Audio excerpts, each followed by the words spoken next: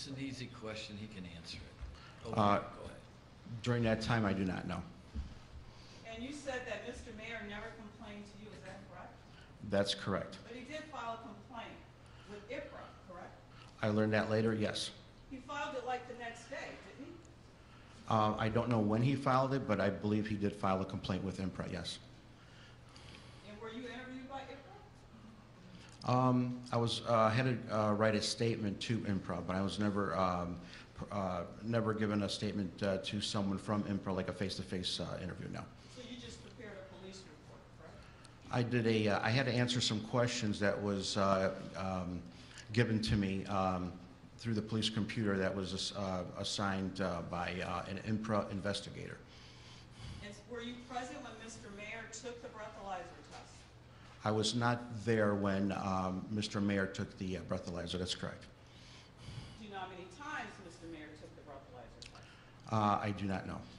So again, since you weren't present when Mr. Mayor took the breathalyzer test, you can't tell us what happened during that time period, an interaction between Mr. Mayor and the defendant. Isn't that true?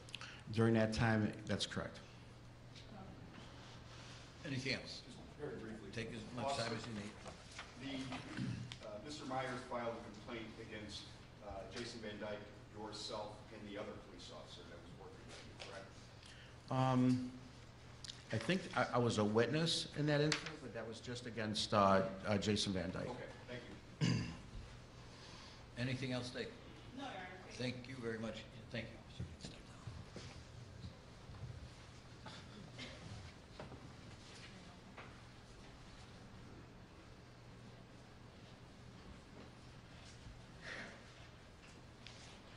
All right, call your next witness. Judge of the State, or the defense would cross Kaylee Van Dyke.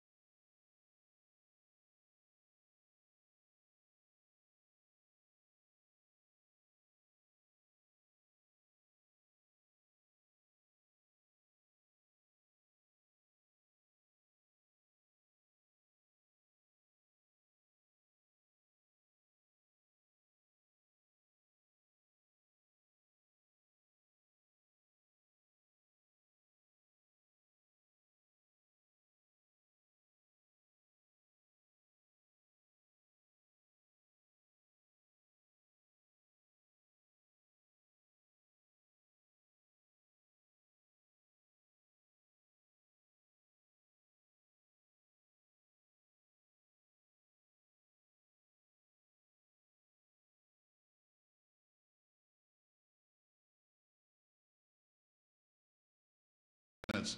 In fact, I asked him, I says, I don't know if you remember me or not, Jason, but I'm Leo Crowd. And he goes, yeah, I do remember your boss. But the last time you worked with him in any professional capacity was roughly 13 years ago, 2005, correct? Correct. Thank you. That's all I have, Judge. Anything else? No, Your Honor. Thank you. You can step down. Thank you.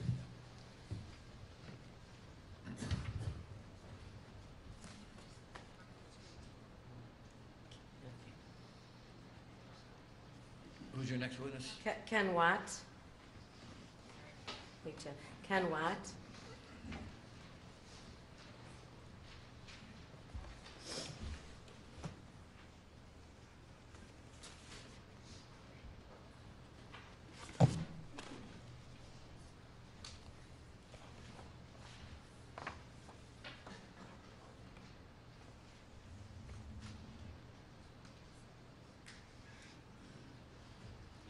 Dr. Steph, may stand, please, clerk.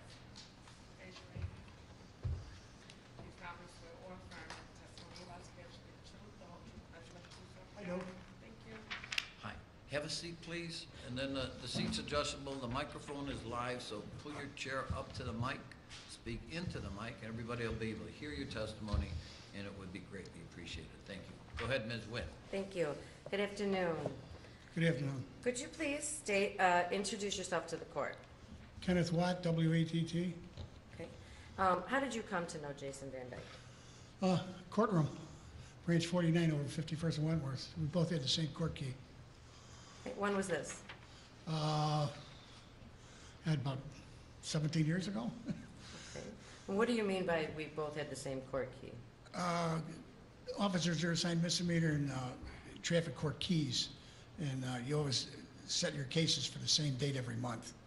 Our key happened to be R, so we'd see each other at least once a month. Okay. And you got to know him during this time? Yes, ma'am. Okay. Do you hold you're retired? Yes, ma'am. Okay. And how long were you a police officer? Around 40 years. Okay. Do you work now? No, ma'am. And are you involved in any kind of organizations right now? Yes, ma'am. What is that? American Legion. I'm commander of Wilmington Post 191, American Legion. Okay. Did you get to know Jason in the last few years, Yes, ma'am. in addition to when you were in court before? Yes, ma'am. Okay, and when was that, and how was that? Through the FOP. I frequent the FOP. I used to run the store there.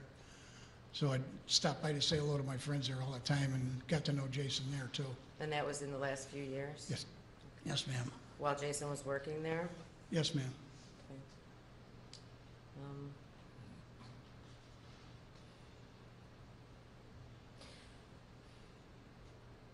In your opinion, has Jason changed at all from when you first met until now?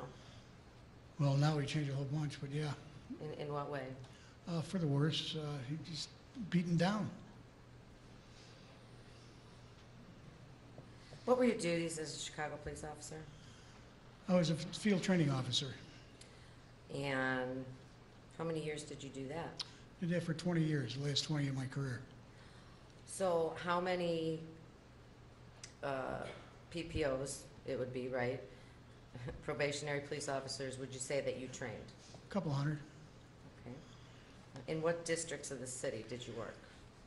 I worked in 3, 5, 7, 8, 9, Area 3, and Area 4. And where did you spend most of your time training? Most of my time training was in the 7th and 8th districts. Okay. And what town is that?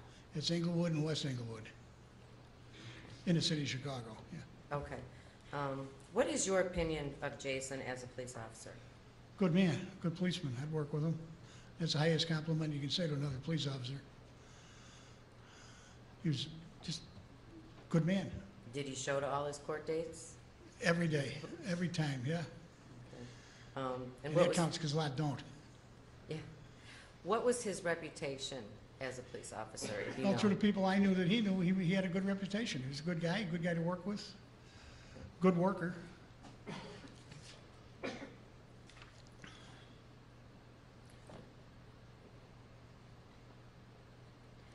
What can you say about Jason's character?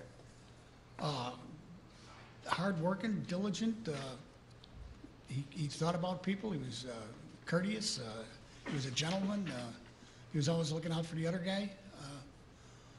Darn nice guy. Proud to know him.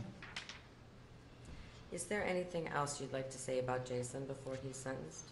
Well, beg for mercy of the court, that's for sure.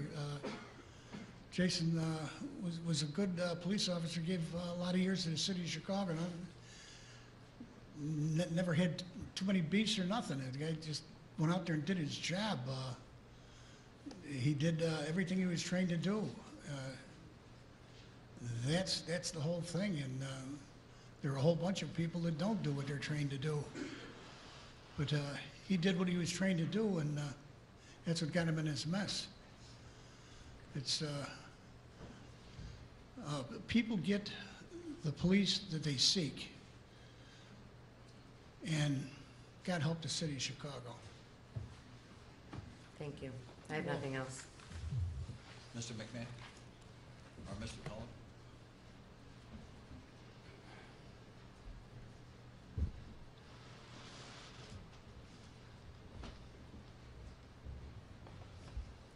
Mr. Watt, you knew the defendant when you were waiting with him outside of court, is that correct? Sitting next to him in the courtroom. Sitting next to him in the courtroom. You did not see him interacting with people out in the streets, is that correct? No? So you don't know what his interaction was on the street? with Only citizens? your reputation and talking with other guys. Now, you testified that he's here because he did what he was trained to do? Yes, sir. Was he trained to shoot young men who were laying on the ground just twitching? Objection. Overall, it's cross-examination. Was that his training, sir? You're trained to shoot until the threat is over. Are you trained to shoot until the life is over or until the threat is over? Till the threat is over. And when a man is laying on the ground with no ability to do anything but twitch, is he a threat? Is that the training? I was not there. I could not answer that question, and I was not in Jason's shoes. I don't know whether he was threatened or not, sir. So that would be up to the jury to decide. Is that your understanding? That's why we're here. That's a legal question. Move on, Mr. Cullen. I have no further questions, Your Honor. Thank you. Anything else? Nothing, Thank you very much. Judge. All right, call your next witness.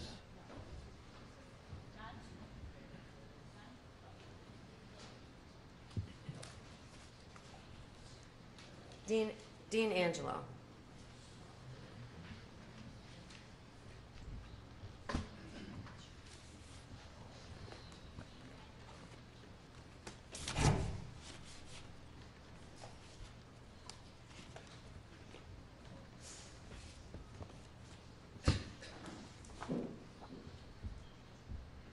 Watch your step, remain standing, face the clerk. Raise your hand. Do you solemnly swear or affirm that the testimony you're about to give is the truth, the whole truth, and nothing but the truth, so help you God? I do. Step up, please. Thank you. Again, the seat's adjustable. The microphone's live, so if you pull your chair up to the mic, speak into the mic, everybody will be able to hear it. Proceed. Thank you. Good afternoon. Good afternoon. Could you please introduce yourself to the court? My name is Dean Angelo Sr., Could you spell that, please? Deanangelo, Sr., SR. And what is your occupation? Retired. What is your former occupation? I was a Chicago police officer for over 37 years. I was the president of the Fraternal Order of Police for 3 years. Detective with the police department. Worked in the gang crime unit in the police department. In the bomb and arson unit when I was a detective. I was a detective trainer. I had a pretty wide range in career. You said you were FOP president for 3 years. What 3 years were those? April of 14 to April of 2017. So it was during that time that you met Jason Van Dyke, is that correct? That's correct. Okay. And can you tell the court how you came to know him? I first met Jason the day that he bonded out. Was the first time we became, we got face to face. We were told that he was taken into custody. We arrived for the hearing in the morning, and then we waited for his release that afternoon, and we waited to help him fight through more or less the media and exit the area. So you were the president of the FOP when this October 20th, 2014 happened, correct? Yes. All right. How did you learn about this shooting?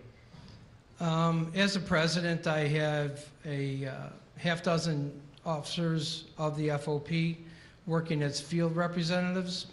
They're on a 24-hour clock. They rotate the responsibility. When a shooting incident occurs, our phone bank notifies them. They then go out to the scene depending on the circumstances, which is what was done on the night of the 20th.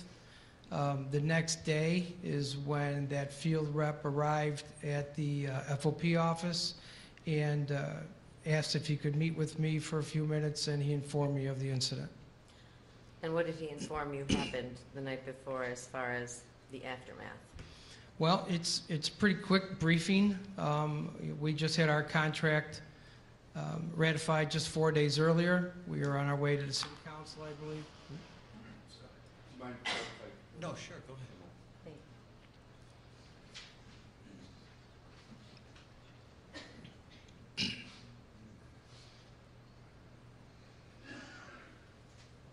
Thank you, Your Honor. Do you want me to continue? I'm sorry, please continue. Okay, so came in and gave me a pretty quick debriefing, made sure none of our I'm guys... sorry, listen, this is about what one of the field officers told the president of FOP.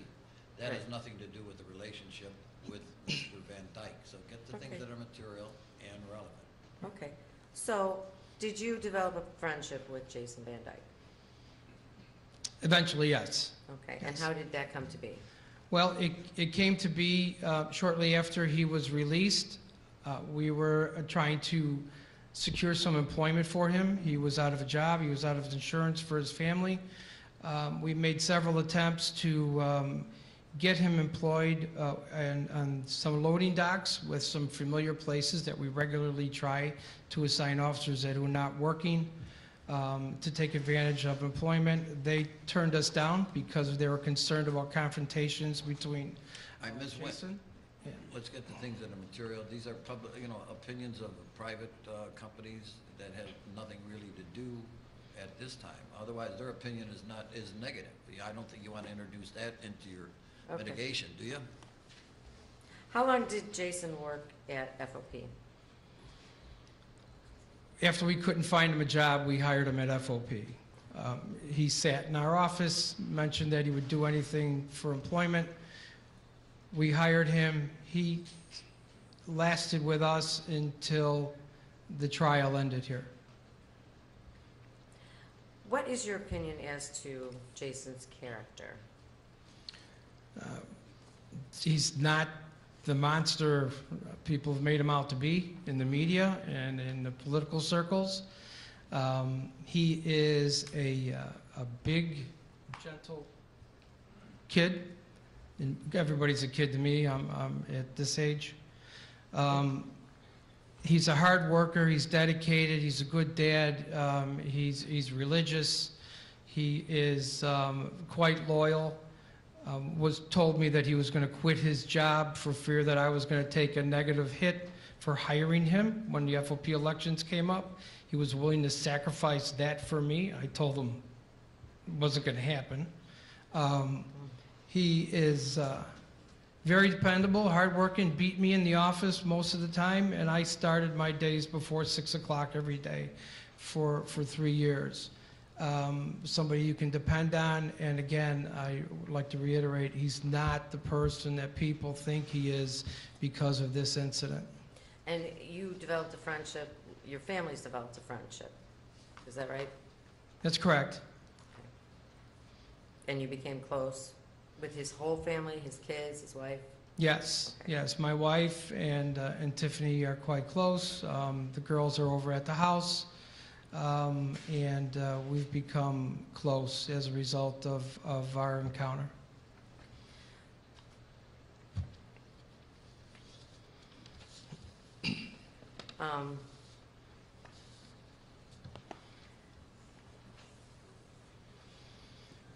With the friendship that you've developed with his family, have you learned of any type of, have you learned about their financial situation?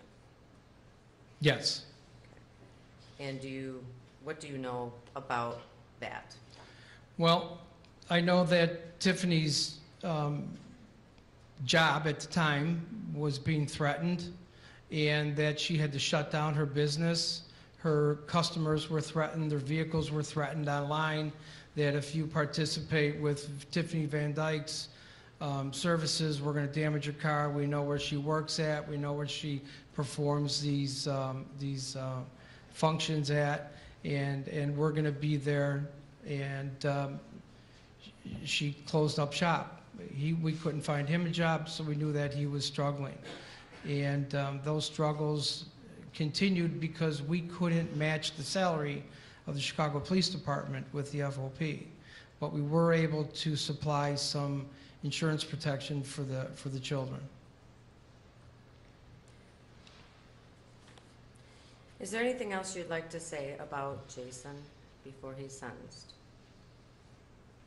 Well, he's raised two good kids. He's got a very supportive wife and father.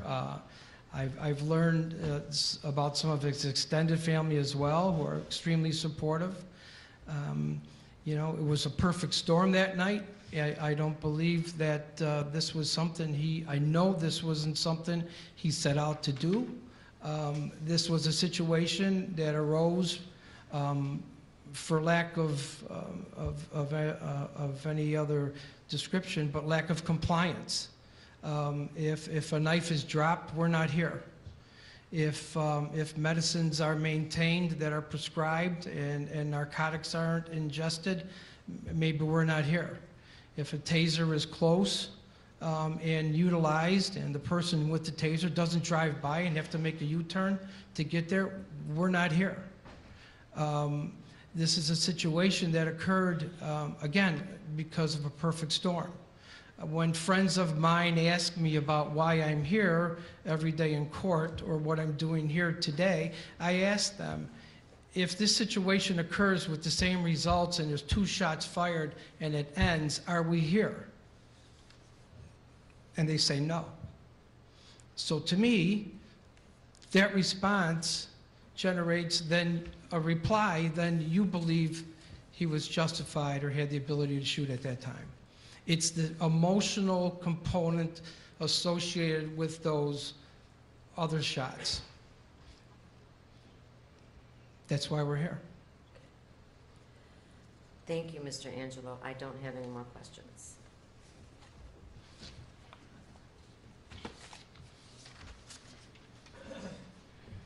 Ms. Gleason, cross-examination. Thank you. Sir, you would agree with me, wouldn't you, that we're here because the defendant fired 16 shots into Quan McDonald's body, isn't that correct? That's what I just said, yes. No, you said, well, if he'd only fired 2 shots, something a perfect storm, and some perfect storm has something to do with the fact that Jason Van Dyke is sitting in that seat. Isn't that correct? That's part of the storm, yes. Yes.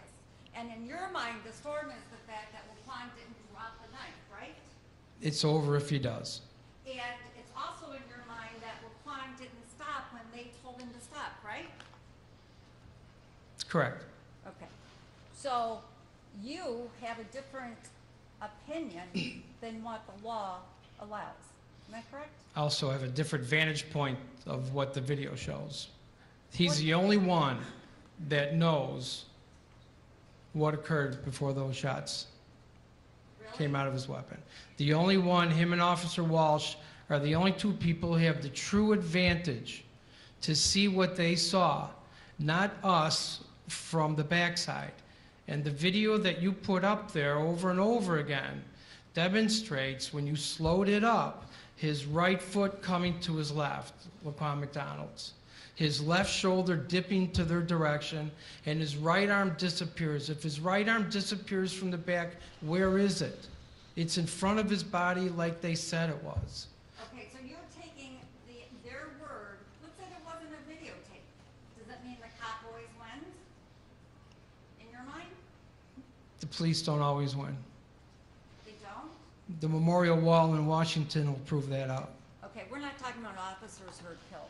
We're talking about officers who are out there in situations. You say because the video didn't show it from Laquan's point of view, then obviously Van Dyke must be right, right? No, I said it didn't show from Officer Van Dyke and Officer Walsh's point of view.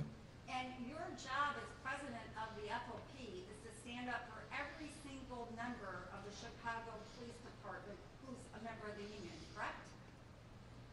No, It's not? it's not. You don't have to, like, pay for the defense of every Chicago police officer? No. Well, why'd you pay for his defense? Legal defense that dictates how the money is spent to support officers.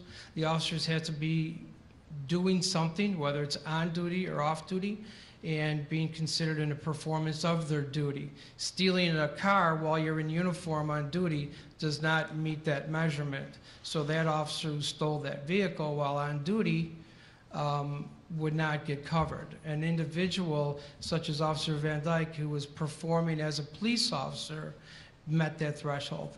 Okay, how much money did you spend on the defense? I would have no idea. You have no idea? No, I'm not the president any longer, and I'm sure bills are still coming in. Okay, from 14 to 17, you were the president, weren't you? Correct. Did you have to know about those things, like how much money was going out for the defense? You would have to ask my treasurer for that number. Okay, but you don't know that number, but you know that the Van Dykes are in a bad financial situation? Right. Okay. And you couldn't find him a job anywhere else, so you guys gave him a job, right?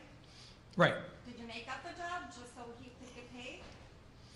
No, we had an opening to work inside the building, and we filled that opening at that time. I couldn't get him on a beer truck because guys were afraid the beer they dropped at the grocery store would be canceled, those deliveries, for fear that someone would recognize who was dropping it off.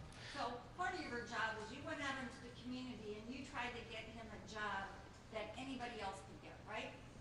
He was unemployable, yes. And he couldn't get that job, right? Correct. So you employed him at the union. That's right. And you never knew him when he worked as a police officer, correct? No, I did not. So you can't say anything about what his reputation was or how he performed his job as a police officer, I correct? checked his disciplinary history, but that's about it. I never worked with him. I was never a supervisor of his in the field, no. And he had numerous complaints filed against him, correct? None sustained. Exactly, Right, right? right. Even the one where we have a civil rights suit? None He sustained. never gets a sustained finding, right? Some do. No, I'm talking about him. None sustained that I'm aware of, no.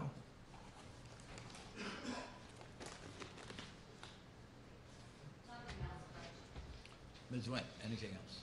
Very briefly, you provide or attempt to provide employment for all Chicago police officers who can't find jobs and are members of the union, isn't that right? That's correct if they ask. You know, some officers are married to officers, so their insurance coverage is maintained. And one of the family, you know, the husband or the wife winds up in a no-pay status, they're in a different situation. When Jason came to us after a mom and pop store refused to hire him, when they promised to hire him because demonstrations about Blue Lives Matter stores or we support the police, beef stands were being demonstrated against, they didn't feel that they could take the risk on putting Jason in the store. And that job fell through after our delivery jobs and our unloading dock jobs fell through. So he sat there and quote said, "I'll scrub toilets." And you know his financial situation personally because you are friends with the family and your wives are essentially best friends, isn't that right? Pretty much. Okay. I have nothing else. Ms. Gleason? Thank you. Thank you very much. You can step down. Thank you.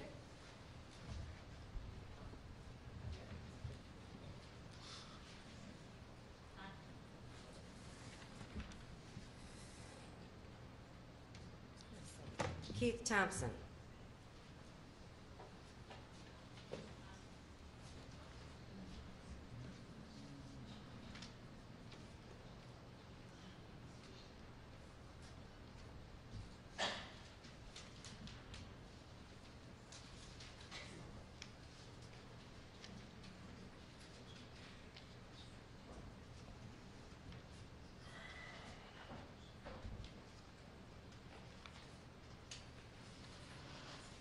All right, Kelly. What's the conditions on this one? Well, then just tell me. It ain't a secret. It's good. Okay, outstanding. Watch your step and remain standing, face the clerk. Raise your right hand. Do you swear or affirm that the testimony you're about to give shall be the truth, the whole truth, nothing but the truth, so help you God? Thank you.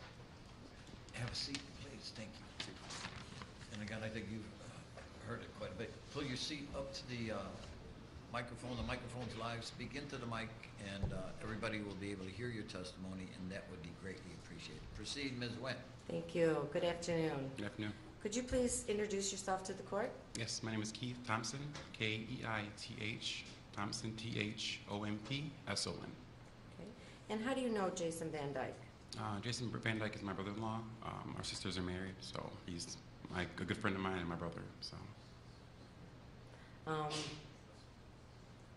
You said your sisters are, your wives are Our sisters? wives, I'm sorry, our wives are married. Yeah, they're sisters. Okay. And how long have you known Jason? Over 13 years. Okay. Can you tell us about your relationship with him? Yeah. We began as great friends. We have a lot in common. Our wives have the same personalities. We have 2 girls, both of us. They're the same age. They're also best friends, so that helped us to grow and develop our own relationship as well. We always spend time together whenever we can, at birthdays, holidays, family events. And then whenever you have time, we would try to get our own time in there as well and sneak away from everybody else. And what are some things that you and him do when you're alone? Well, Jason likes to fish, and I like peace, so we'd always go fishing because he would get his way out of it, and so would I. But anything we could just do, mostly talk about our families and our kids because we had so much in common regarding that. So that's what kept us going always and pushing each other back and forth. And what kind of a father is Jason? He's a great father. He's a stand-up man. He provides, protects, does whatever he can to make sure that his family's safe. And it's an important priority. He also does the same for me and my family. So he's a great father. Can you describe Jason as a person, his demeanor, characteristics? Yeah. I always call him the gentle giant is what I've always called him. He's always the one to calm down a situation, or if there's something going on, he's always the one that talks everybody down, brings us back together, and builds us back up. I know there's incidents where he was in court, and there was an incident going on with his oldest where he had to leave court to take care of her, and he left in a calm demeanor, made sure that he left, took care of responsibility, got to his daughter, calmed her down, kept her safe, and then, came back and did what he had to do.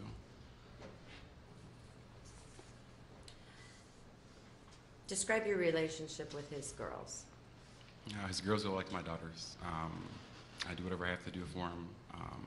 He's told me he would like me to watch over them, take care of them, and make sure that they're okay. So I treat them like they're my own. During this time, is that what he referred to when he told you, asked if you would take care of them? Is yes, when he did. He's in jail? Yes, he did. Okay. And is that why you're here today? Correct. What have you noticed about Jason since this case has been pending, if anything? It's been a big change. As far as going out in public and everything, that's changed. We don't do that anymore. He stays at home.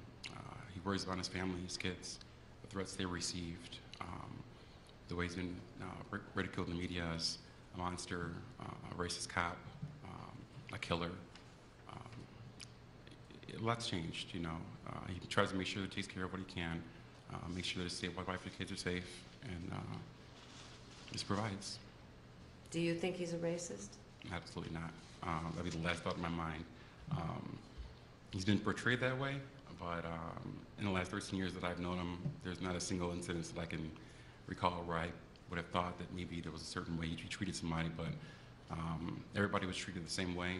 It didn't matter the color of their skin, it didn't matter how they were raised or their financial situation. It was just, he demanded respect and he also gave respect. That's how he was.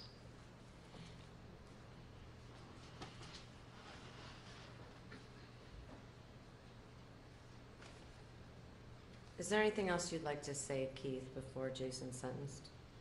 I would ask the court to just consider everything he's already lost and what his family is currently going through and what they will continue to go through. My brother is now a convicted felon, so everything for him and his family will be extremely difficult going forward from here on out. We just ask that if he goes to prison, you know, it's going to be a tragic outcome for his family to try to survive on their own. They will lose everything, you know. So we just ask that at the time, you know, we give him time served and probation so that he can be at home with his family where he deserves to be.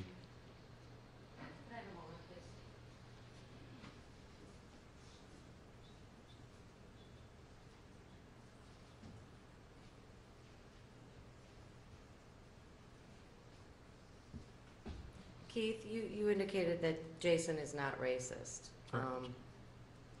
Are you African American? I am. And you've never experienced any kind of racism? Never. Over 13 years you've Over been... 13 years, multiple incidences, multiple races around us. I've never had that thought that maybe he's a racist. Never been that thought.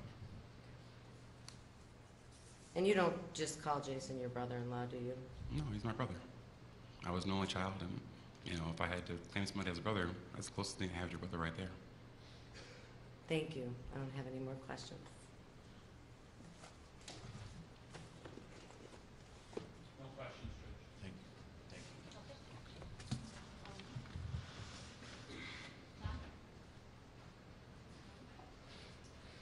For scheduling, who else are you going to be testifying? We have 4 more witnesses. I start naming them so we can get them. Okay, Heidi Coffinger.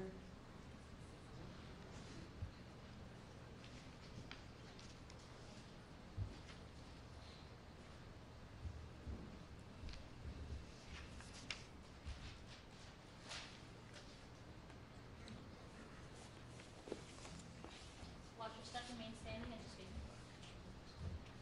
Raise your right hand. You solemnly swear or affirm that the testimony about to give is the truth, the whole truth, and nothing but the truth. Yes.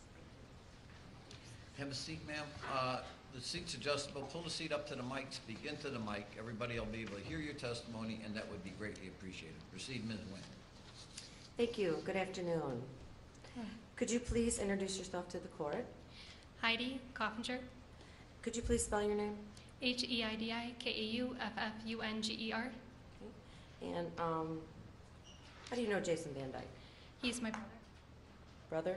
Yes. Heidi, what's your occupation? I work full-time. Were you and Jason raised together in the same house That's correct. by both your parents? Correct. Okay. Can you tell us a little bit about your childhood and your relationship with Jason growing up? We were really close. Jason and I, while we had separate bedrooms, we would run back and forth between our bedrooms. Oftentimes, we would have sleepovers. We really didn't fight at all growing up either. We would either sometimes hang out together, or his friends, he had a lot of friends in the neighborhood we would hang out with. In grammar school and high school, we were about 4 years apart, so Jason would drive me to school in the morning, as well as he would drive me to school, to high school. He would pick me up from basketball practice, take me to friends' houses. He was always there whenever I needed anything. When this happened, everything changed. You know, he's not the same person. But one other thing that I do remember is when we were growing up, there was a little boy down the street by the name of Timmy, and Timmy had Down syndrome.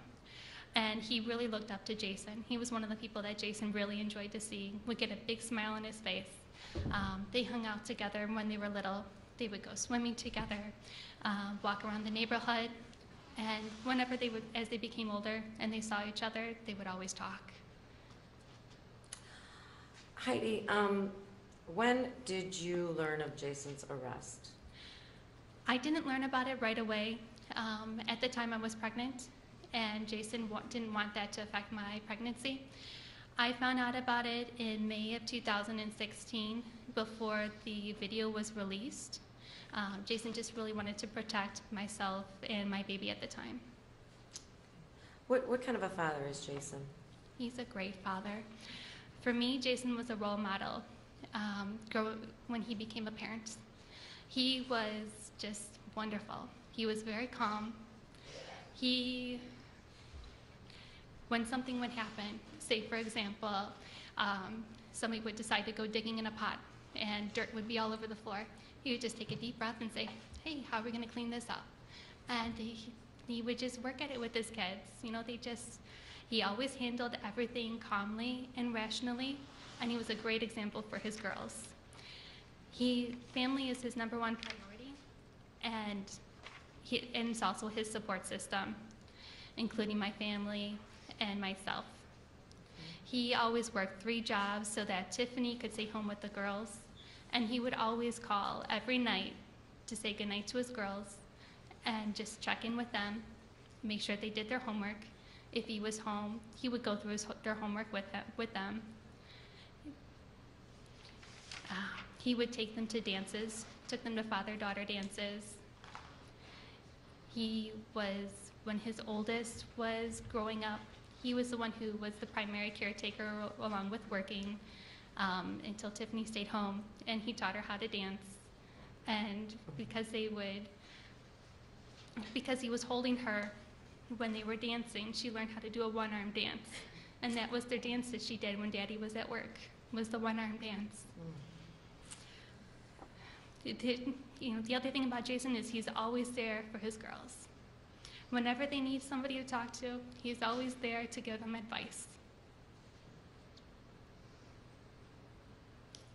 Heidi, can you describe Jason's demeanor, characteristics? Sure. Jason is a rule follower, never got in trouble. He always wore a watch growing up. When our parents would say, be home by this certain time, he was always there. Our dad had an air horn that he would use to call us home, and really it wasn't needed for Jason because Jason always had the watch on his wrist and he was home on time. That was more for me. Jason was always there on time. Also he was in band. He would follow along, and in marching band he was always on with the proper foot at the right time, just following along with it like clockwork. He's also a very loving brother, father, son, uncle, and friend. What have you noticed about Jason since this case has been pending? He's withdrawn. There's a huge difference in how Jason was since the case has started. He won't go out in public, and if he does, he wears a disguise. His kids are being bullied and threatened. His house has been egged. There have been protests in the beginning in front of his house. People walking with his face on poster boards while the kids are at home with the blinds drawn so hopefully they don't see any of it.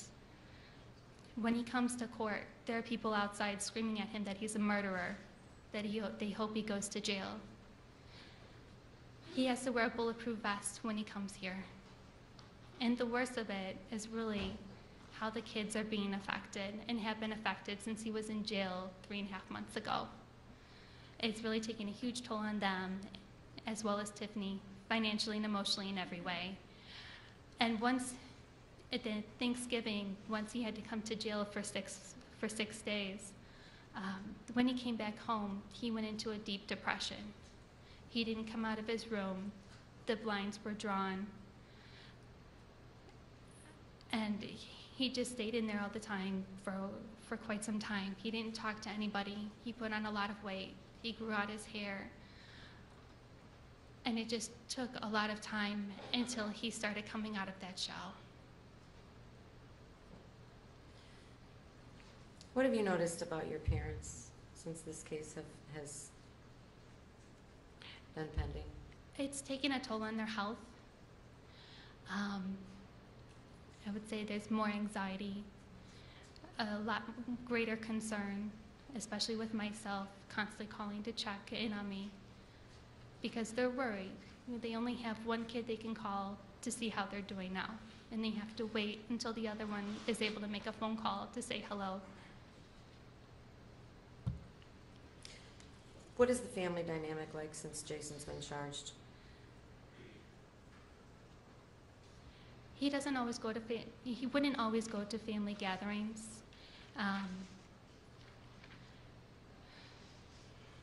He was abandoned, alienated, ostracized by family, friends, co-workers.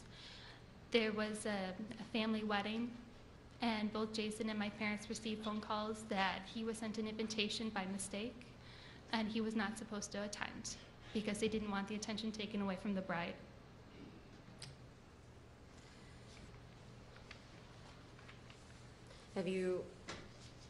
How has this case affected his girls? I know you said bullied. Was there anything else specific? Definitely.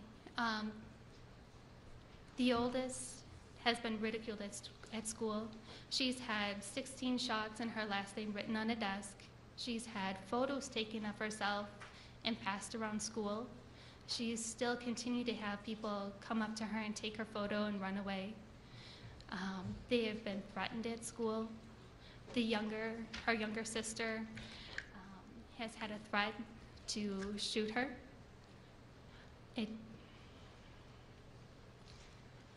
Just really worry about them being able to grow up without their dad there to continue to rely on them, or for them to rely on him, and for them to be able to survive financially.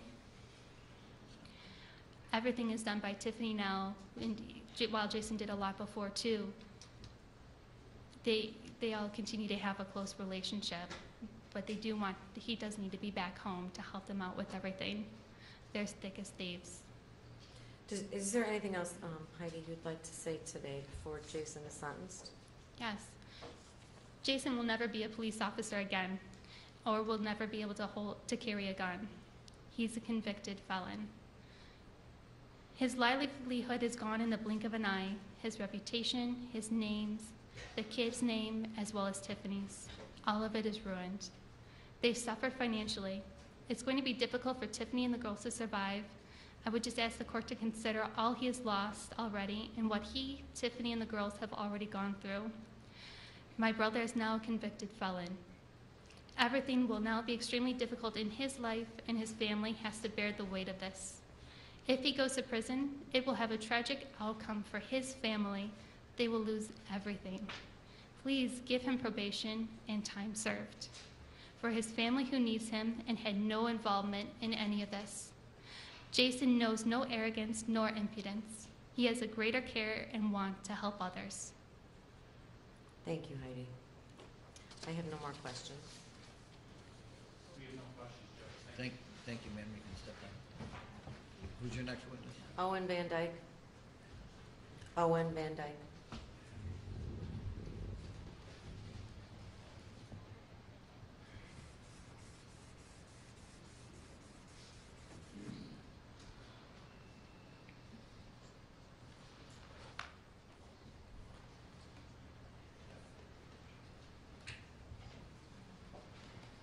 Watch your step, remain standing, face the clerk. Do you solemnly swear or affirm that the testimony you're about to give should be the truth, the whole truth, nothing but the truth, so help you God? Have a seat, sir, and then the seat's adjustable, the microphone's adjustable. Pull your chair up to the mic, speak into the mic, everybody will be able to hear your testimony, and it would be greatly appreciated. Good afternoon. Good afternoon. Could you please introduce yourself to the court? Name is Olaf Van Dyke, O-W-E-N, capital V-A-N, space, capital D-Y-K-E. Father of Jason Van Dyke. Mr. Van Dyke, can you tell the court about your son? Where should we start? Start with the letter? Or we want to start with something Yes. else? Yes, the letter would be Excuse me, good. come over here for a second then, please. You too, Ms. Wint.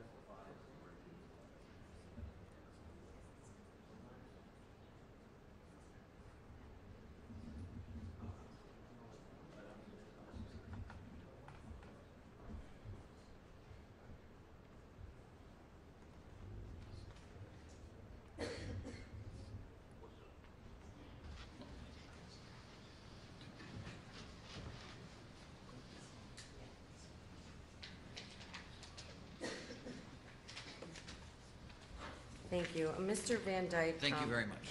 Thank See you. them? Did you prepare a letter, a Yes, I statement did. that you would like to read to the court? Sure. Okay. Certainly, sir. Go ahead. I'm sitting here writing a letter on behalf of my son, Jason. I'd like to start off by saying Jason is not the person that was described by the prosecutors. Jason is tolerant of people's right. Jason was reading beginner books when he entered kindergarten. He also made the honor roll numerous times in grade school, high school, college. Jason also learned to play 2 musical instruments. Was accepted to join the jazz band in grade school, played football in grammar school and high school. Worked part-time job, still maintained focus on his studies. Also was made Employee of the Month at his part-time job twice. And the second time he made Employee of the Month was after he gave his 2 weeks notice to quit. Jason also paid his way through school while maintaining a full-time job, raising a family. Jason was chosen for the TR unit of the Chicago Police Department, was one of the officers that went to Washington, D.C. to represent Chicago on security detail of President Obama's second term. A little later, Jason was sent to bomb school in New Mexico. Jason has also received numerous credits from the police department. I don't believe he went this far in the police department on luck. One must have the understanding of values of a good policeman. Jason is also a member of the Knights of Columbus, of Archangel Council 12173. As I stand behind my son, as my father stood behind me, as the father stood behind him, as your parents stood behind you. I hope you find some compassion in this case. Thank you, Mr. Van Dyke. I have nothing. Was there another letter? Mr. Van Dyke, is there another letter? Oh, there's probably is here. There's something else here. May I approach? I do have one. Sure, go ahead. that you sent. Just you're looking for. Yeah. All right, yeah. Jason lived in a diverse community until we built our house. Grammar school and high school were also diverse school districts. Jason was a good student. Played 2 instruments, as I said before. Also played jazz band, marching band. Played flag football, fresh soft football. It was also a pleasure to watch him play in the band and sports and see him progress he made, all while keeping his grades up. As a student, he did well, made the honor roll, like I said before, several times, even in college. Jason's hobbies were diverse. Jason finished his degree while raising his family. Both Jason and his wife would tutor their children when they didn't understand the class assignment, help out in school projects. Jason also volunteers at his parish. One would say he is a Catholic and a Catholic in his religion. As he stood along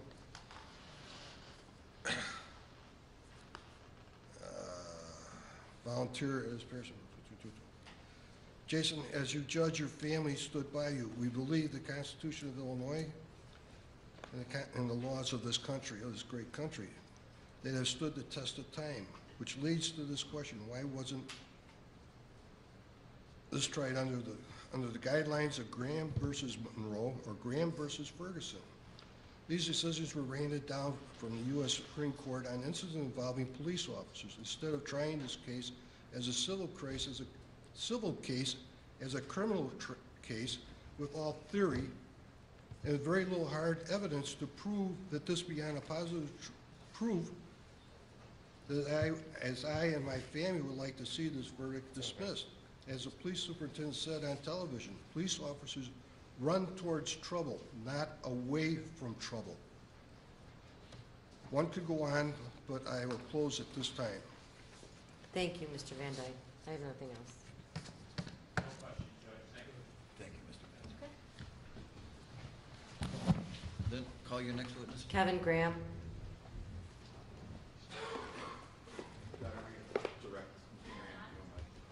Not at all, sure.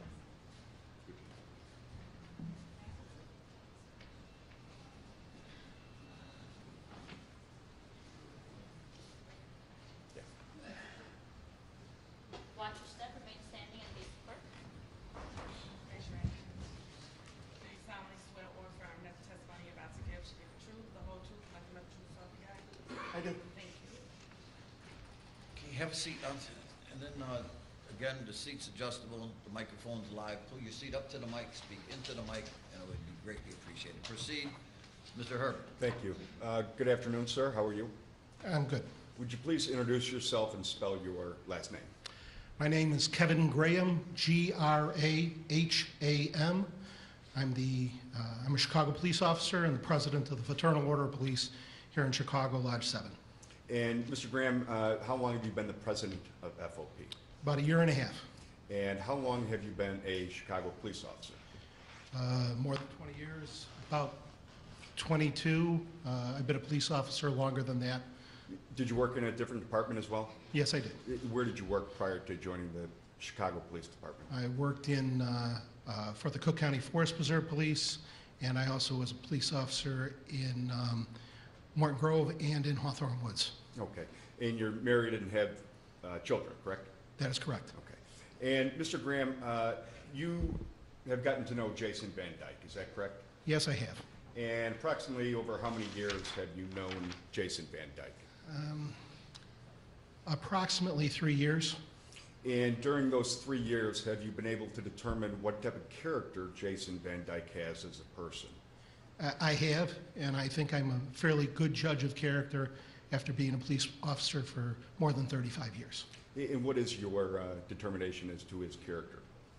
He is a quality individual who cares about society, cares about the people that he serves, and the people that he works with. And Mr. Graham, in your role as a FOP president, have you spoken to other police officers that either worked with Mr. Van Dyke or know Mr. Van Dyke? Yes, I have. And have you been able to determine what type of reputation he had with his coworkers? It's been, I haven't heard one person say a bad word about him. He, as I've already stated, he cares about people. He has a good work ethic. He worked at the FOP and could never do enough. He always made sure he was detail-oriented.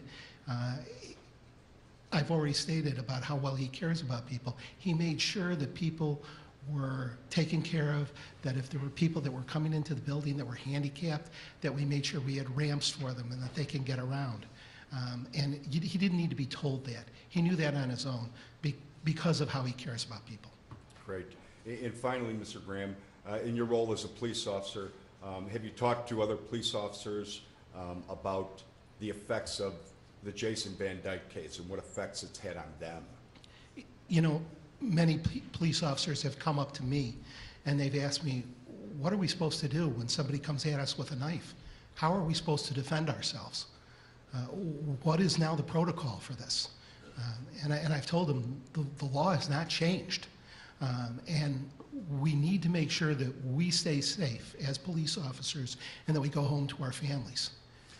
As a result of talking to these police officers, have you been able to determine whether or not Jason Van Dyke's arrest and conviction and public trial, has that had any deterrent effect on other police officers that you know of?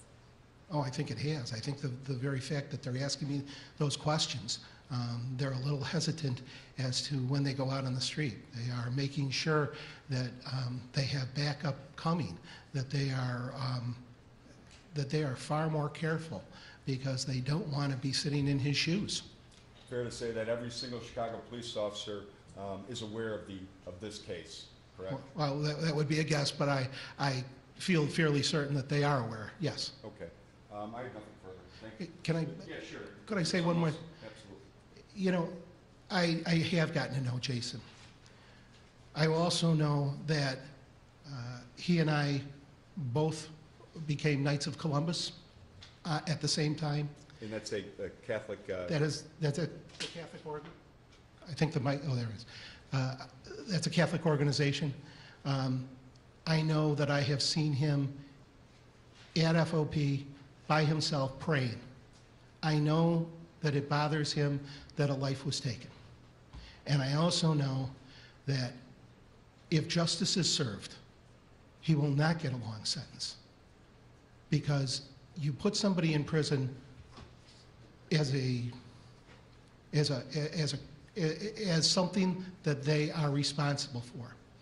And the Chicago Police Department owns a piece of the responsibility that comes along here, and they're not here to take that responsibility, and they're leaving it on him, and that's wrong. Thank you. Thanks. Mr. Cullen? Thank you, Eric.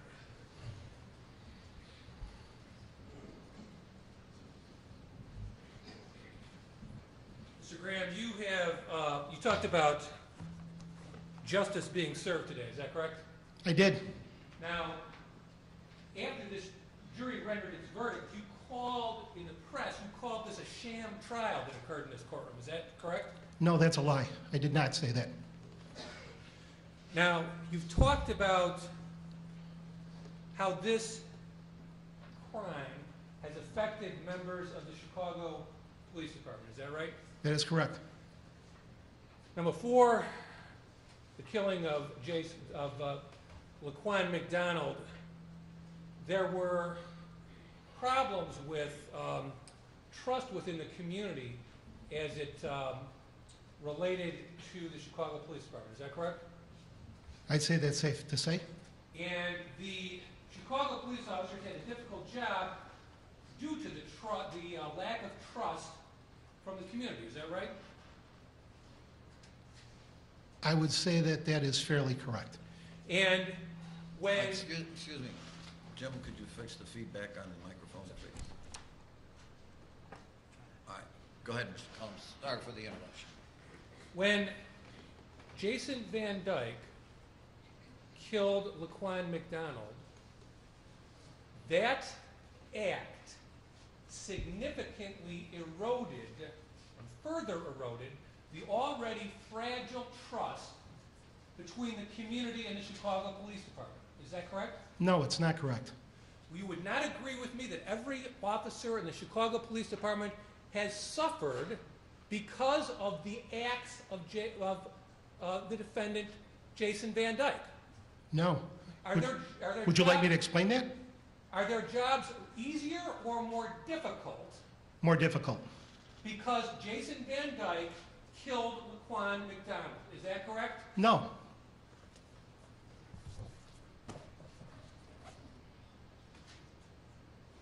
have no further questions, Your Honor. Anything else? Nothing else. Thank you. Thank you. Who's your next witness? Tiffany Van Dyke. Thank you.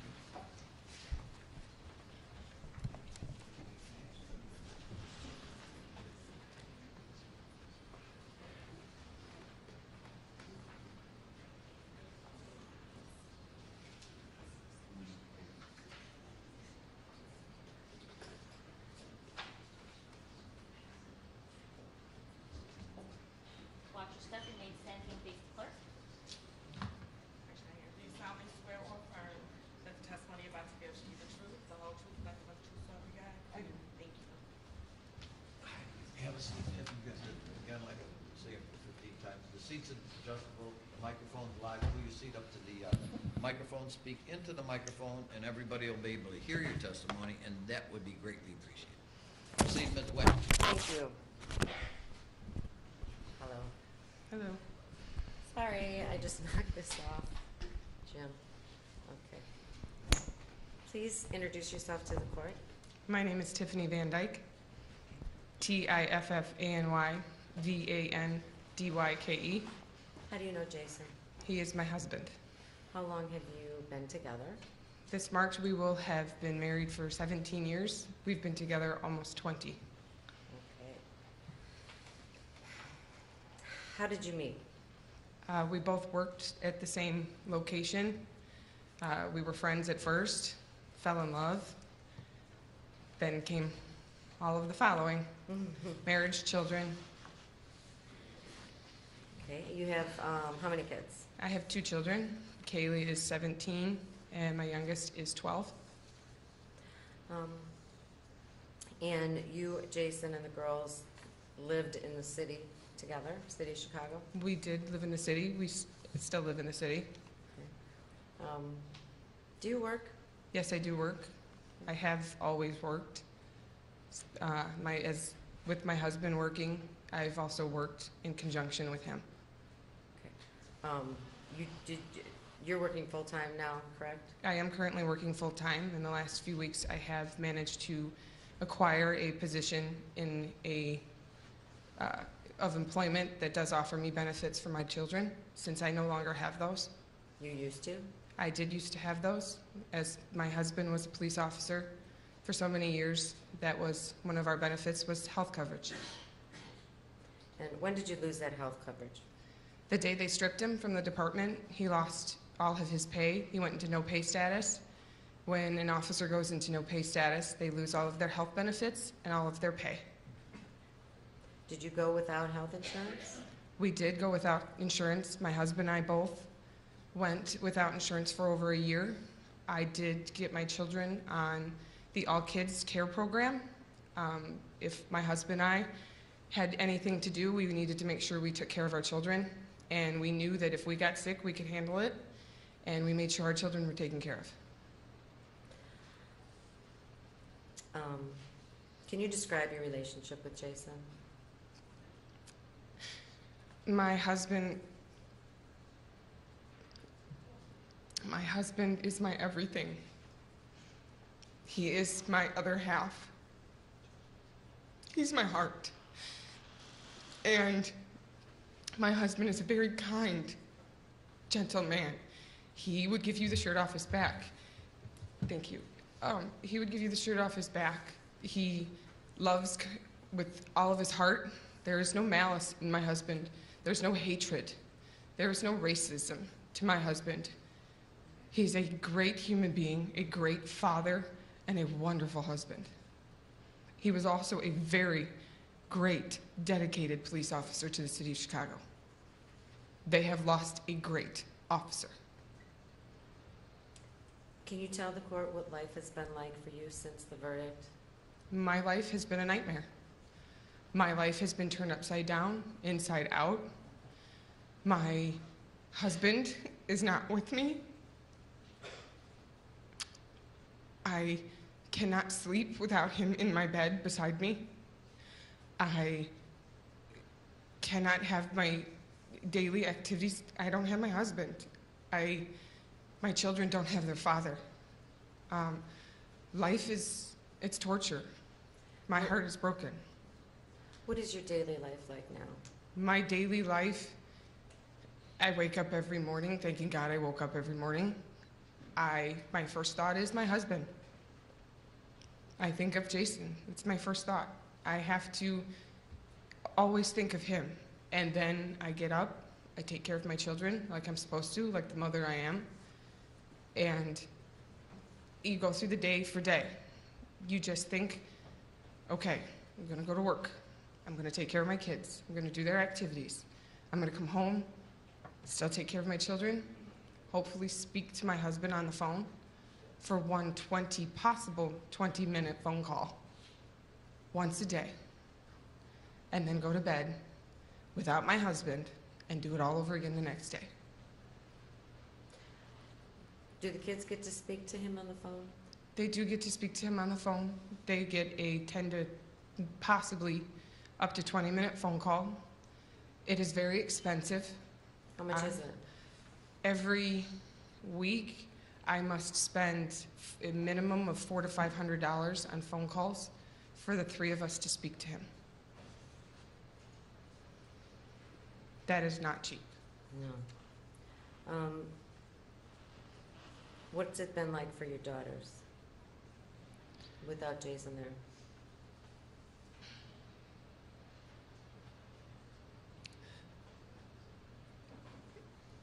As you can see, my little one is not in this room.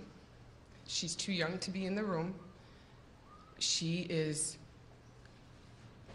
Both my daughters are very heartbroken. They've had the only person, he was the first person to hold them when they were born. He is their absolute everything. He is their life. And they're torn apart. My children don't sleep. They don't eat. They have nightmares. They don't feel safe in our own home. The place that we have made a castle. That is our sanctuary. It is no longer a sanctuary for us. They get bullied in school. They get children who have no idea about life, telling them that their father is a murderer. My oldest gets things written on her desk at school saying 16 shots with her last name on it. My oldest also gets her picture taken in school and passed around so people can corner her and beat her. And I cannot protect her in that school system. My children have paid the price. They've lost their father. Were you considering private school before this happened? I was. My oldest is a junior in high school. At the time we were looking at high schools, we did want her to go to Catholic high school. She had gone to Catholic grammar school prior and needed her to go to Catholic high school. Unfortunately, our financial situation did not allow for that, and we could not even allow her to test into the Catholic high schools because of the fact that it was just a letdown for her emotionally. She is in a public high school currently, and my daughter actually is extremely smart. She excels very well in the school that she is in because my husband and I have instilled in her and my youngest, your education is important. Your education is the only thing that matters, and continue with your studies. What has life been like financially? Life financially, since the entire situation since 2014, is tragic. It is not easy by any means. My husband worked 2 to 3 jobs at one time to help support us, so that way I could be the main person to stay at home to take care of our children. I did also work. I had 2 jobs at the same time, one of which I had to stop doing because of threats on my life, threats to my clients, threats to the location that I worked at. And I personally had to stop doing what I loved to do, as it was a personally owned business. And I stopped that for fear of my safety, for fear of the public. And I lost a large amount of income due to that, and only had 1 job at that time. That job was part-time. It did not afford any health coverage. It was minimum wage. It was enough to help pay some things in the home. My husband went into no pay status. We had a hard time trying to make sure ends were meet. We both agreed the only thing that mattered was to keep our home. Our children needed a home. We kept the roof over our children's head. So the number one thing was always to make sure the mortgage was paid. After that, we figured it out. If one week we decided, okay, this is the electric bill, well, maybe we'll pay the electric bill. We lived off of credit cards. Only way to pay for things was to put it on credit. I now solely have to make sure that that is paid. I do not have anything to help my children. I do not have anything to help myself. I do not have anything to help my husband. I live day for day, dollar for dollar, just like everybody else. I fight for everything I have. Everything I can give to my children, I fight for. Are the girls involved in sports or dance or? They were involved in sports. They were also involved in dance class. Both my children, since they were very little, at a very young age, danced. My oldest was in competitive dance. She loved it. It was her heart and soul. It's her stress reliever. It's something she loves to do. And when you find something you love to do, we encouraged it. We pushed her. We made sure that she did something that she loved to do. Fortunately, that comes with a gigantic price tag. And my daughter no longer dances. She does not do what she loves to do. She tried out for the dance team at her local high school. They didn't accept her. You can give any reason in the world as to why, say she's not good enough. That's not the reason. The reason is the name that is attached to her. The last name Van Dyke is not a name that goes well within the city of Chicago. Have you personally experienced any kind of a? I have personally experienced it. I lost a position that I was hired to do, that I worked hard, trained hard, and received qualifications to do. That was a Cook County correctional officer. I passed every exam, I passed every test, every physical thing you could throw at me. I passed with flying colors. My first day on the academy, they pulled me. They kicked me out of the academy, did not allow me to have a job where I would still be able to support my family, have health coverage for my children and my husband, and did not afford me that opportunity because my last name is Van Dyke. Is that what they told you? Yes. They did not come out and blatantly say it. I have come to find out that that was the reason. Because of who my husband is, I was not afforded the opportunity to have a good paying job to support my family. Did you spend money on uniforms? I had to personally take out a loan in order to buy uniforms for the position. I still have those uniforms that I am not allowed to wear because of the fact that I was pulled from that position. That came with a heavy price tag as well, which is something that they do not pay for. They did not pay for. I am still paying for. And they sit in a suitcase, and I can't use them. Can you describe what it's been like coming into this courthouse for Jason's trial? To come into this courtroom for Jason's trial was one that my husband prepared me for. He told me, this is how things are going to go. It's going to be scary. People are going to be screaming at you, screaming at me. They're going to be saying very foul, inhumane things, calling my husband a murderer. My husband is not a murderer.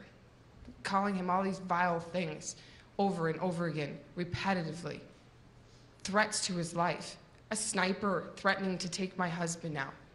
Him having to make sure that myself, my father-in-law, and him have to wear bulletproof vests to come and go from a public courthouse so that way we are safe was very shocking to me. It broke my heart. My husband was more afraid of my life and my father-in-law's life than his life. I was afraid every day coming in and out of this courthouse that somebody was going to shoot and kill my husband. And that was because of threats? That was because of threats. Everybody knows that your kids didn't attend the trial, but they're here today. How come? My kids did not attend the trial because my husband and I were still protecting them. We were still keeping them private. They are still children. They go to school every day. We needed to make sure that they were taken care of and not in the limelight. Media is not a good thing. The media is harsh. The media is mean. The media is manipulative. And my children don't need to be exposed to that. Today, they are here because this will be the last time that they see their father before he goes to prison. They need to be able to see him physically and smile at him, show them that they love him, show them that they care for him, and that they still support him 150%.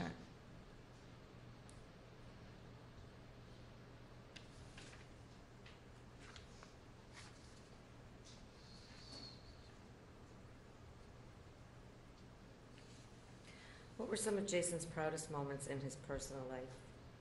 In his personal life, if I think I could speak for my husband and myself, our proudest moments, one of which is our wedding day.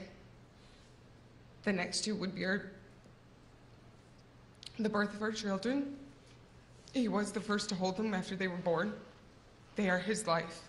They are his everything besides me. His family means everything to him. The other proudest moments, I would say, I know for myself, and I could possibly say for Jason, is the day he became a police officer. The day I watched him walk across that stage and get his star and go on to the job as a Chicago police officer was a very proud moment for both of us. He knew his calling, he knew he wanted to serve and protect, and that's what he did for a very long time. And that's what I still wish he would be able to do. Unfortunately, that will not happen ever again. He did have many opportunities. He did come up in the ranks in the police department. He was offered to be in specialized units that he was very proud of. He loved being in these special units and working with his fellow officers. He was also awarded the opportunity. Very select few Chicago officers were given the opportunity to go and be private security for Barack Obama's second inaugural parade for his security detail. My husband was selected for that. He went to Washington, D.C., and he held the line for President Barack Obama. Was he on the sergeant's list? Yes, he was. He took the sergeant's exam. He always wanted to excel. He always wanted to grow within the ranks. He knew what he wanted to do, and that was to make sure that he could serve and protect. And he loved his job. He loved his career. And he took every opportunity he could to advance. Tiffany, what concerns you about the possibility of Jason going to prison today?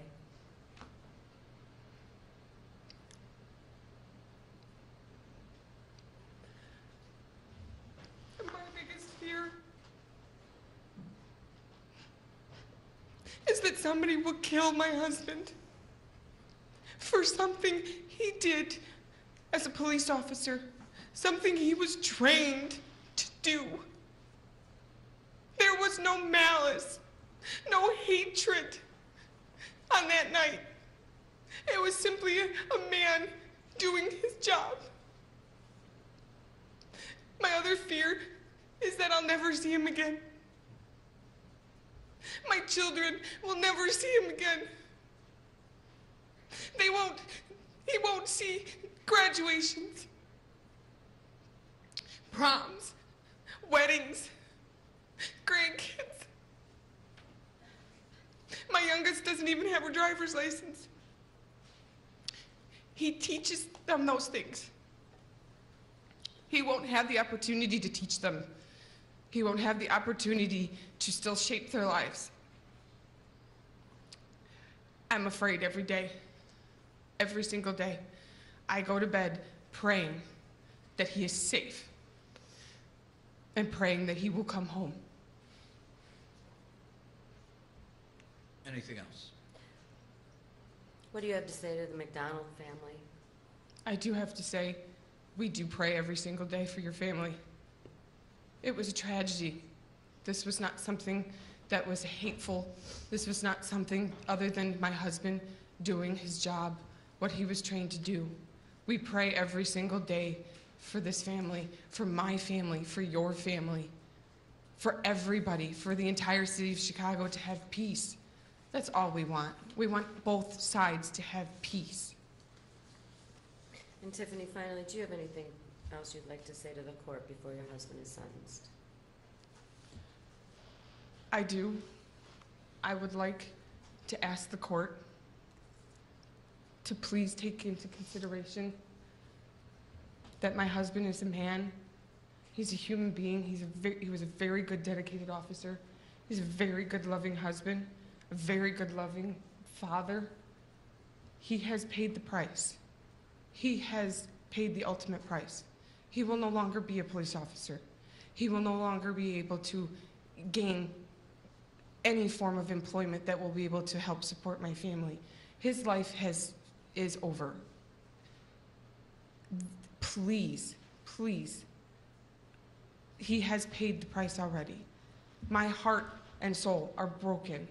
They will not be mended until he comes home. My children will not rest and not be safe until he comes home. He has paid the ultimate price. I love my husband very much. That will never change. I just beg for the least amount of time, if not probation, for my husband. My husband does not deserve a lengthy time frame for doing his job as a police officer. Thank you, Tiffany. Thank you. I don't have any more questions. Thank you very much. All right, who's your next witness? We don't have any more witnesses, Judge. All right.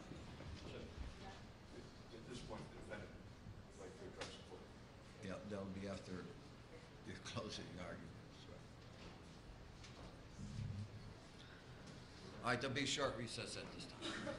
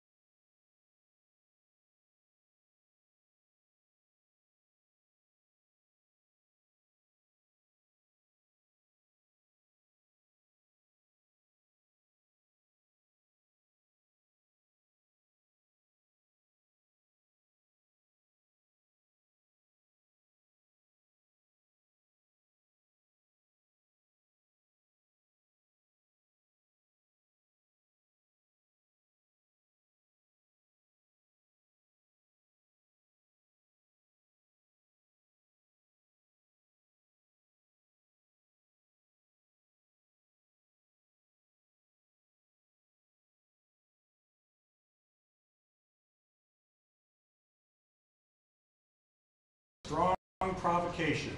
That happened here. Mr. Van Dyke was not the aggressor. He didn't start the confrontation. He reacted to what Mr. McDonald did. There were substantial grounds tending to excuse or justify defendant's conduct, though failing to establish a defense, and the defendant's criminal conduct was induced or facilitated by someone other than the defendant. Mr. Van Dyke did not start this. In fact, the motive for this crime is established by the jury's verdict. What do I mean by that? By virtue of the fact that they found him guilty of second degree, they believe that his motive here was that he thought he was acting in self-defense, even though it was unreasonable. But he thought that. There's no other motive to be discussed in this case. He thought he was acting in self-defense, even though it was unreasonable. The jury said that by virtue of their verdict. There are some things that the evidence in this case support as undisputed facts, things that both sides would disagree and everybody who watched the trial would not dispute. Mr. Van Dyke was working as a police officer, a thankless job, at the time this incident occurred. He was found not guilty of official misconduct, so the jury, at least under those circumstances, felt that he did not commit official misconduct. Additionally, Mr. Van Dyke was responding to a call for help. I think one of the witnesses in mitigation testified that the police run towards danger and not away from it. That's what Mr. Van Dyke was doing. A citizen complained about some very violent things that had happened to him. It's undisputed that Mr. McDonald committed many serious offenses prior to his encounter with Jason Van Dyke, from forcible felony of burglary to attacking Mr. Barillas with a knife, to criminal damage to state-supported property, to attempting to stab at the vehicle that Officer Gaffney was in. It's undisputed that when Mr. Van Dyke and Mr. McDonald encountered one another, Mr. McDonald was told to drop the knife over and over. He didn't. Mr. McDonald was told to stop. He didn't. Everything that happened was set in motion by Mr. McDonald. And as we sit here today, Mr. Van Dyke has been found guilty of second-degree murder. But those particular factors in mitigation scream out for a sentence of probation in this case. Additionally, the defendant has no history of criminal activity and has led a law-abiding life. Jason Van Dyke. The defendant's offense was the result of circumstances unlikely to recur. The defendant will no longer be a police officer. They'll never occur again. The character and attitude of the defendant indicate he is unlikely to commit another crime. Never committed one before. The defendant is particularly likely to comply with terms of a period of probation. You heard his wife say, Jason's wife say, he's a rule follower. The imprisonment of the defendant would entail excessive hardship on his dependents. And you heard testimony from several sources in mitigation, but in particular from Tiffany Van Dyke, that it would and is currently a hardship on the family trying to make ends meet without Jason's income and without Jason being there for the girls and without Jason being there, period.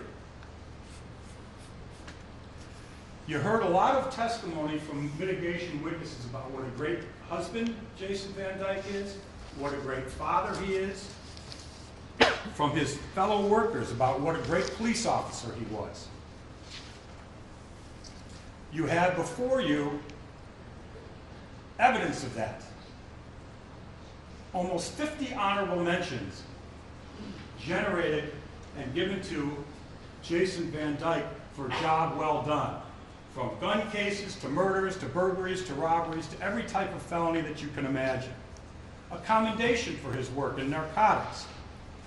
And before you, you have almost 200 letters from citizens who all ask you for leniency and compliment Jason Van Dyke in one way or another. I know this court is aware that the Constitution of Illinois requires any sentence to have the objective of restoring the offender to useful citizenship. And I know that the court will take that into consideration. Article 1, Section 11. Thank you. Go ahead. That's right. One thing I want to ask the court to do, however, prison is a terrible place for anybody to go, and a dangerous place for anybody to go. Goes without saying. But it's doubly or triply or quadruply dangerous for an ex-police officer to go to prison. The likelihood of his being rehabilitated is less if he doesn't survive that prison sentence. This whole case has been, as Mr. McMahon said, devastating. It's a tragedy for all. You don't need me to tell you that. But one fact I ask you to consider, in thinking about what was going on that night, what was Jason Van Dyke thinking? This was the only time he ever fired his weapon in the line of duty. The only time. What does that mean? That's huge.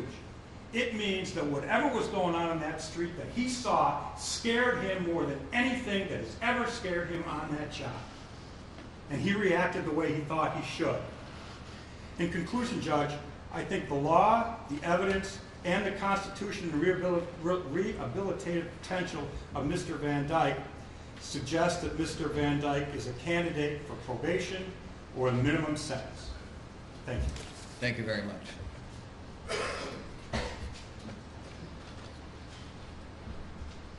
Mr. Van Dyke, at this time you have a right of what we call elocution prior to being sentenced, and that's a right to make a statement. Do you want to make a statement? Yes, sir. Thank you very much. If you feel comfortable sitting down, you can do that. If you want to stand up, you can do that. May I stand? Please. Thank you. Thank you very much.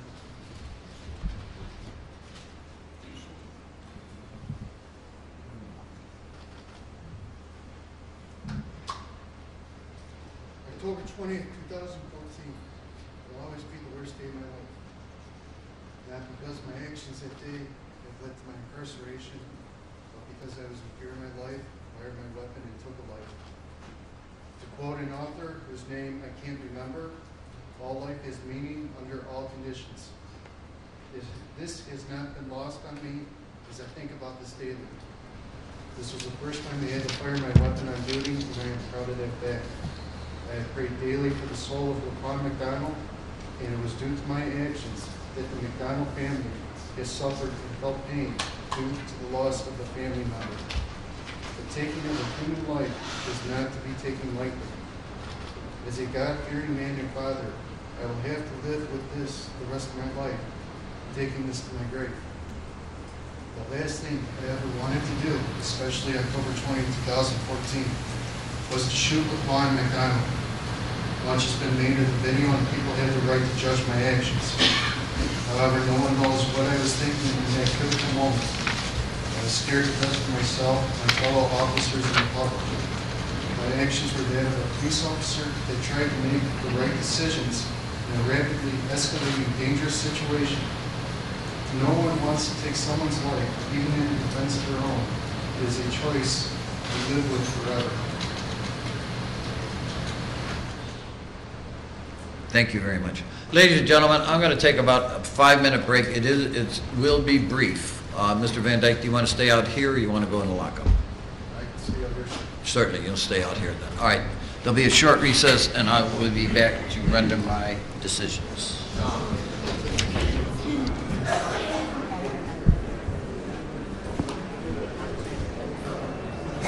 How do you like that chair? Kelly?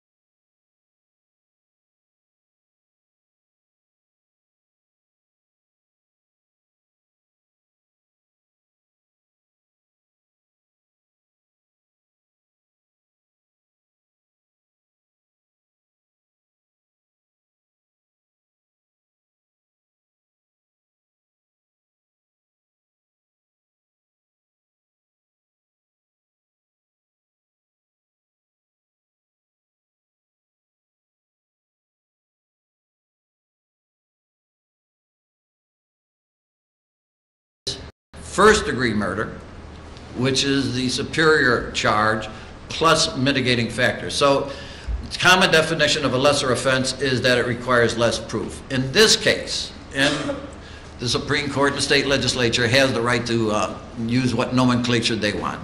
They consider second-degree murder a lesser offense. So this is where we have to get before we start analyzing the different propositions.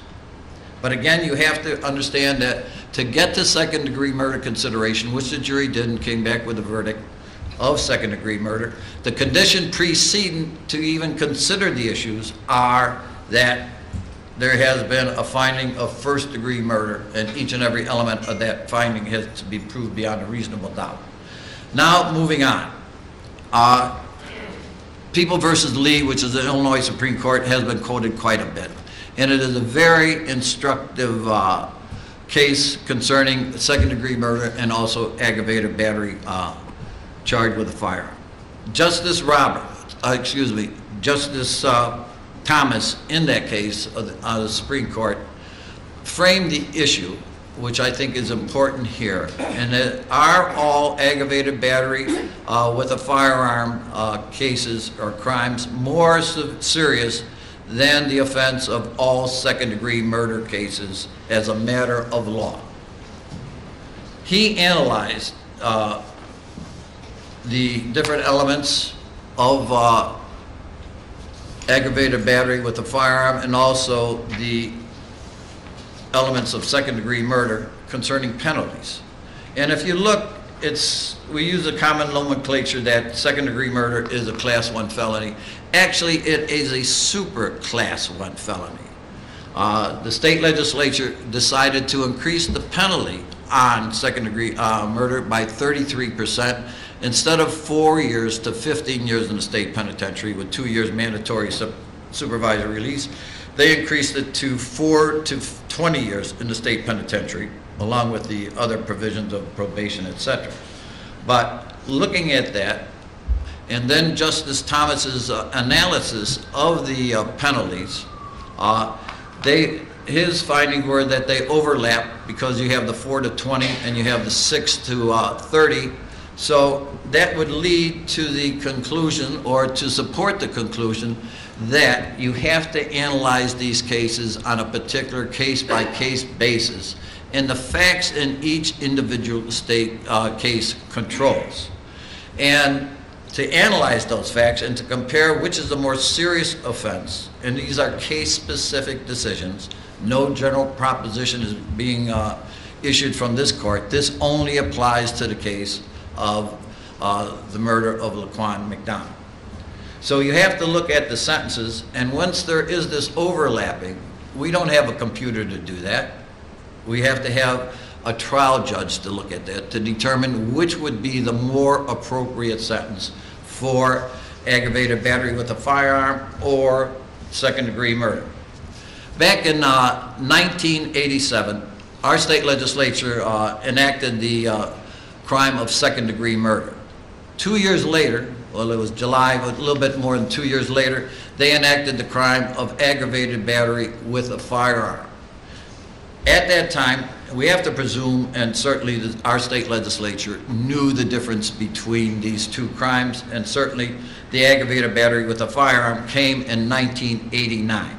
If they wanted to eliminate, and they certainly had the power to, they could say, in cases of where there's a finding of both second-degree murder and aggravated battery with a firearm, there is no second-degree murder, and the accused or convicted must be sentenced on the aggravated battery with a firearm. Just to take a couple examples, if someone was shot in the baby finger by a firearm unjustly, and all the elements of aggravated battery with a firearm were there, that would be the crime of aggravated battery with a firearm. Again, if someone was shot in the baby toe by a firearm unjustly, and all the elements of aggravated battery with a firearm have been proven, those are aggravated battery with a firearm cases. The thing to evaluate, and especially case-specific, is here. Is it more serious for Laquan McDonald to be shot by a firearm or is it more serious for Laquan McDonald to be murdered by a firearm? Common sense comes to an easy answer on that in this specific case. Therefore, my findings are that I will sentence Mr. Van Dyke on the second-degree murder count. Again, applying Justice Thomas's reasoning, I find that the lesser offense in this particular case and set of facts is the aggravated battery with a firearm. Just as an aside, all those shots were done within a range of any place from 14 to so many seconds, but less than 30 seconds at the most. So I consider that one act. So they would all merge, but I'm not going to enter judgment on that, as Illinois requires that with one act, one sentence, one crime. So therefore, there'll be no judgment entered in on the aggravated battery with the firearm counts, and they will merge. I'll enter judgment on the second-degree murder count. Now, again, anytime it gets easy for a human being to sentence another human being, that human being, whether it's a judge or if it's determined in a death penalty case, the jury, they should get out of the business, all right? So this is not pleasant and this is not easy, but this is some kind of a profession that I chose, and I'm not complaining about it. But I certainly have to take in consideration all the feelings that are involved here today and throughout the whole trial. And I want to compliment the lawyers here. I don't have the exact figures, but initially the amount of information that they had was 500,000 emails, maybe more than 100,000 pages of discovery. Laquan's DCF files were in the neighborhood of about 8,700. You people that have been here, you wonderful people, during the trial, know the expert witnesses, the reports that have been filed, the motions that have been filed. So both sides have done such a tremendous amount of work, and they're very professional. I want to compliment them. Now, moving on, you've been here today, and you've seen the impact that this this crime has had on Laquan McDonald and his family. You've seen the impact on the Van Dykes and their family, and the children. That's the shame. The family are suffering a tremendous amount of pain during this, along with Laquan McDonald's family and loved ones. And I've sat here time and time again, and along with my brother judges that are here in this courtroom, and it's just so senseless that these acts occur, because you can see the pain on both sides of the family. And I think Mr. McMahon said it in closing arguments in the case in chief. This is a tragedy for both sides. So this is not easy, and I don't expect it to be easy. My findings are an appropriate sentence would be 81 months in the Illinois Department of Corrections, 2 years mandatory supervisory release. Mr. Van Dyke, you have two rights I have to inform you of. One, the first right is you have a right to have me reconsider your sentence. That means within 30 days, you'd have to file a written document called a motion to reconsider. In that written document, it must contain all the reasons why you want me to reconsider your sentence. If you could not afford an attorney for that motion and you wanted to have one in preparation of it, the state would pay for that attorney. Do you understand that right? You have to answer yes or no, or you don't know. Okay. The next right is you have the right to appeal both the trial and the sentencing. Again, within 30 days, you'd have to file a different written document, and that document is called a notice of appeal. If you could not afford the appeal, the state would pay for your lawyer, would pay for your transcripts and all filing fees if you couldn't afford your appeal. Do you understand that right also? Yes, sir. All right, thank you. All right, there'll be a short recess. Well, that's the end of the court's of recess.